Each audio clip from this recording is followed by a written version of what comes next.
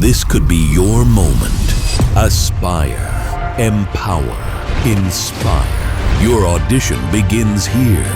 8 states, 1 platform, 1 unforgettable moment of pride. Step forward, be seen, be heard. You could be the next Gatsby Mega Mr. Northeast. This is where your talent gets the stage it deserves.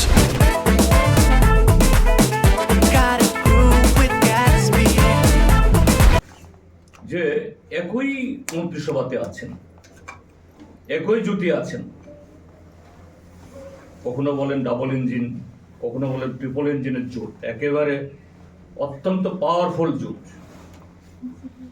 কিন্তু একই জোটে থেকেও যে শরিক দলের বিরুদ্ধে আঙুল তুলে গলা ফুলিয়ে একেবারে হুঙ্কার ওনাকে ছাড়তে হচ্ছে। আর এগুলি করতে গিয়ে সেখানে এমন কতগুলি কথা তিনি বলছেন, রাজনৈতিক প্রতিপক্ষের বিরুদ্ধে অবশ্যই বলবেন, কিন্তু একজন মুখ্যমন্ত্রী তো,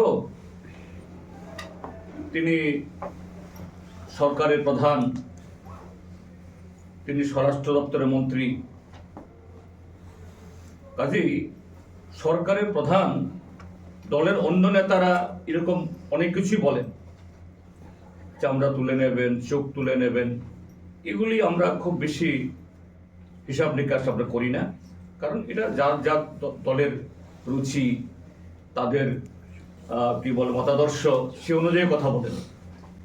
কিন্তু একজন প্রশাসনিক প্রধান, সরকারের প্রধান, মাননীয় মুখ্যমন্ত্রী সাংবিধানিকভাবে তিনি রাজ্যের এই পলিটিক্যাল এক্সিকিউটিভদের মধ্যে সর্বোচ্চ, এটা শুধু মুখ্যমন্ত্রীকে পদকে হেয় করা না, এটা যে রাজ্যেরও সম্মানহানি হয়।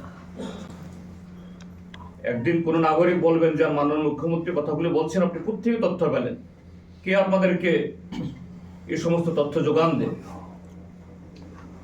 কাজেই মাননীয় মুখ্যমন্ত্রী আমাদের রাজ্যের সুনাম, সরকারের সুনাম রক্ষার্থে এবং সে পদের তার যে মর্যাদা, এটা রক্ষার্থেই তিনি, তাকে যারা এই সমস্ত তথ্য সাপ্লাই করেন বিভিন্ন জায়গায় বলার জন্য, তিনি একটু সময় করে চিন্তা ভাবনা করবেন এবং রাজ্যবাসীকেও তার যে এই ভুলভাল বলা, এটা যাতে ক্ষমার চোখে দেখেন, এই জন্যই কথাটা আমি অবতারণা করতে বাধ্য হচ্ছি।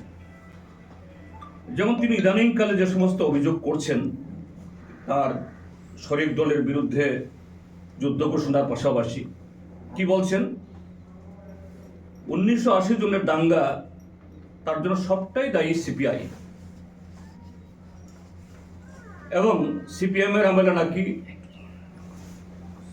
প্রত্যেক দিন দুপুরে রাতে বিরতে খুন, ধর্ষণ একেবারে লাগামহীনভাবে ত্রিপুরা যে ছিল। এরপর বলেছেন আগরতলা শহরের পাপাই সাহা হত্যাকাণ্ড, এর জন্য দায়ী সিপিআইএম।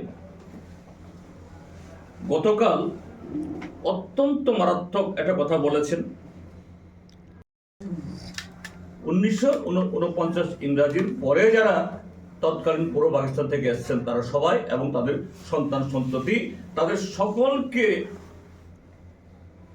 ত্রিপুরা থেকে বিতরণ করার পর তারপরে এডিসি নির্বাচন। যদি তাই হয় তাহলে ত্রিপুরা যে তো নন ট্রাইবাল থাকার কথাই তো না। ত্রিপুরা রাজ্য 100% না হলেও 98% হবে ত্রিপুরা রাজ্যের মধ্যে শুধু ট্রাইবাল, কেননা 1949 পরে যারা এসছেন তার সন্তান সন্ততি এখানে জন্মগ্রহণ করলেও তারা বিদেশি, অর্থাৎ টিউজেস এডিসি নির্বাচনের দাবি তুললেও এরা এডিসির বিরুদ্ধে। আর এই টিউজেস পরবর্তী সময়েতে আরেকটা দলের সাথে আঘাত করেছে 83 সাল থেকে। তারা কি বলেছে, 1980 লোকসভা নির্বাচনে আমাকে নির্বাচিত করে দিল্লিতে পাঠান, দিল্লিতে গিয়ে এডিসির যে আইন হয়েছে, পার্লামেন্টে পাস হয়েছে, এই আইনটাকে রিপিল করাবো, অর্থাৎ বাতিল করাবো। মাননীয় মুখ্যমন্ত্রী সেই সময়তে সেই দলেরই একজন সমর্থক ছিলেন। This could be your moment. Aspire, empower, inspire. Your audition begins here. 8 states, 1 platform, 1 unforgettable moment of glory. Step forward, be seen, be heard. You could be the next Sunsilk Mega Miss Northeast. Sunsilk Yellow with Amino Silk Peptide. 100 hours silky bal jo kare sway.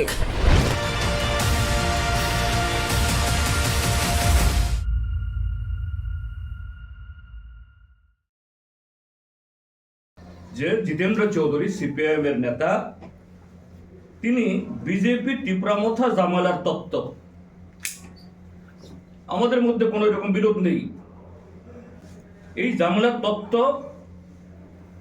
নানাভাবে উস্কে দিয়ে বাঁকা পথে এই ক্ষমতা দখলের ষড়যন্ত্র করছে জিতেন্দ্র চৌধুরী। বলেছেন গতকাল ছামনুতে, রাজ্যে উগ্রপন্থা সিপিএম আমলেই সৃষ্টি করেছে, সিপিআইএমই উগ্রপন্থার জনক। চাঁদমোহন ত্রিপুরা গন্ডাছড়া গত 2017 ইংরেজিতে 18 বিধানসভা নির্বাচনের আগে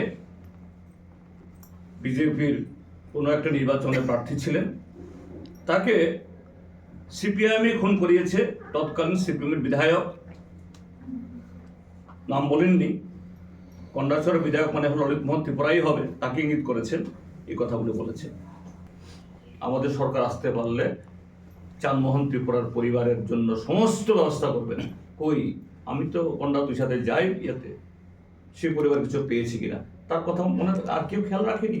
আজ 80 জনের দাঙ্গা কে করিয়েছে, কেন হয়েছে আপনারা অনেকেই জানেন। 1979-এ প্রথম এডিসি আইন তৈরি হওয়ার পর ভোট হবে। আজকে নানা নামে যারা এই বিজেপির ইঞ্জিনের সাথে আরো যে 2টা ইঞ্জিনের সদস্য যারা, তারা কোত্থেকে এসছেন? সেই সময়তে যারা টিউজেস করতেন তাদেরও দাবি ছিল 4 দফা দাবির মধ্যে অন্যতম এডিসি। আর এডিসি তৈরি হওয়ার পর স্লোগান উঠে গেল, আগে বিদেশি বিতাড়ন, তারপরে এডিসি নির্বাচন। আজকে নতুন করে এডিসি দখল করতে হবে।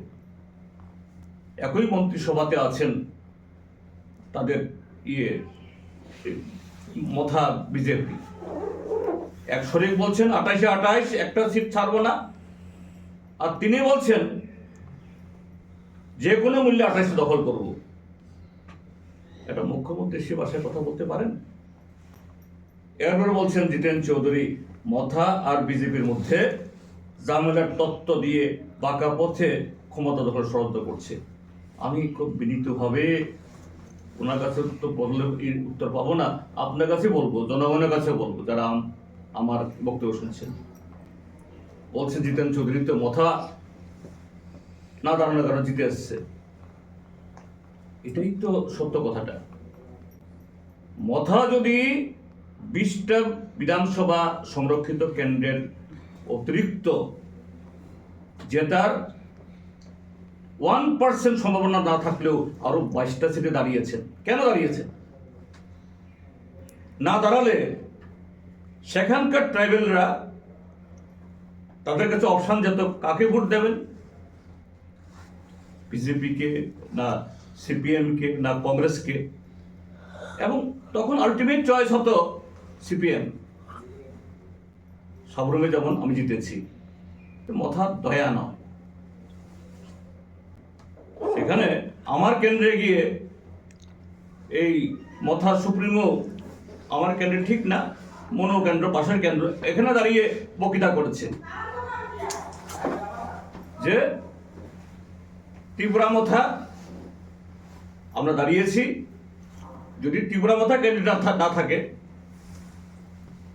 এটা তোমাদের খুশি, বলেনি তো সিপিএমকে ভোট দাও, জিতেন চৌধুরীকে ভোট দাও। তো এটাই বাস্তবতা যে মথা যদি এরকম গ্রেটার ত্রিপুরাল্যান্ডের এই মানে কি বলে এই ফেক আওয়াজ না তুলত 22টা কেন্দ্রে যে ত্রিপুরা মথাতে ভোট নষ্ট হয়েছে, এই ভোটের অধিকাংশ সিপিএম এর করে যেত সর্বমন হতো, এবং এই 22টা কেন্দ্রে সিপিএম জিতত। তাহলে সিপিএম 13টা পেয়েছিল, আরো 22, 35, কংগ্রেস 3। আজকে অনিবার্যভাবে বিজেপির পতন ঘটত, সিটে হয়তো 1-2টা সেদিক হতো, এটি তো বাস্তব। আর তিনি বলছেন ষড়যন্ত্র। কেন ষড়যন্ত্র করবো?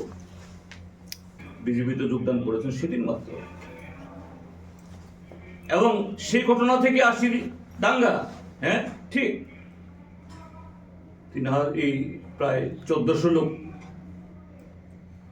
খুন হয়েছে, ট্রাইবেল নন ট্রাইবেল উভয় পক্ষেরই। দুঃখজনক, দুর্ভাগ্যজনক। তোমরা বলছো ত্রিপুরা রাজ্যের দোস্তি দিল্লিতে গিয়ে না, ত্রিপুরা রাজ্যের কুস্তি দিল্লি থেকে দোস্তি। তোমরা তো ত্রিপুরা রাজ্যের মধ্যে দুস্তিও করছো, কুস্তিও করছো। আমাদেরকে বলছো তোমরা অবৈধ জোট, আর তোমাদের এটা কি সুবিধাবাদী? আমাদের কোনো অবৈধ জোট না, আমরা পরিষ্কার রাজনৈতিক রোডম্যাপ দিয়েই যে না, গণতন্ত্র রক্ষায়, সংবিধান রক্ষায় আমাদের মধ্যে কংগ্রেস সিপিএম এর মধ্যে ফারাক সত্ত্বেও আমরা একসাথে দাঁড়িয়েছি, কেননা গণতন্ত্র না থাকলে কোনো দল থাকবে না। এমনি আস্থা করে গেছেন, বেশি দিন থাকবে না, আস্থা করেই মানুষ আপনাকে বিচার করবে।